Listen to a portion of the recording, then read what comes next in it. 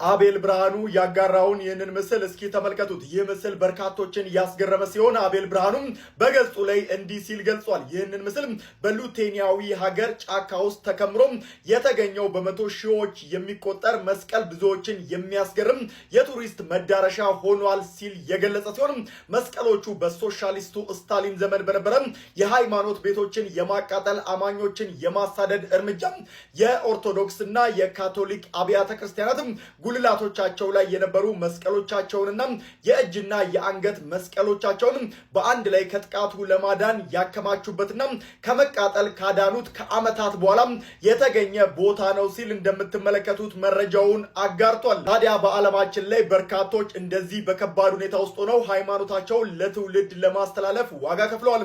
እኛም ሀገር ያሉ ገዳማውያን አባቶች ወንጌልን የሚወዱ ፍለጋ እንዳይሰደዱ እናት ቤተክርስቲያንም ለዘመናት የጠበቀቻቸው ልጆቿን እንዳታጣ በበርካታ ችግር ውስጥ ሆነው ዋጋ ከፍለዋል። ታዲያ እነዚህ ለሀገር ሰላም ሌት ተቀን የሚጸልዩትን ገዳማውያን መደገፍ ደግሞ ከኛ ይጠበቃል። በሙታንሳ የማር ቅዱስ ሚካኤል አንድነት ገዳም የሚገኙ አባቶች ዛሬም ወቅቱን ጠብቆ በሚፈራረቅ የበጋ ፀሐይ፣ የክረምት ዝናብና ጎርፍ እንዲሁም ውርጭ እየተፈተኑ ይገኛሉ። በአሁኑ ወቅት በዓታቸው ታዲያ እየተሰራ ይገኛል። የቅዱስ ሚካኤልን ህንፃ ቤተክርስቲያን ለመስራትም ዝግጅቶች እየተደረጉ ይገኛሉ። የተሻለንን ድጋፍ በማድረግ ገዳማውያኑን እናግዝም።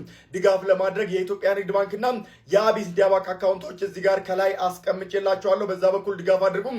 እንዲሁም ከታች በተቀመጡ ስልክ ቁጥሮችም ደውላችሁ አባቶችን አግኟቸው። መልካም ቀን።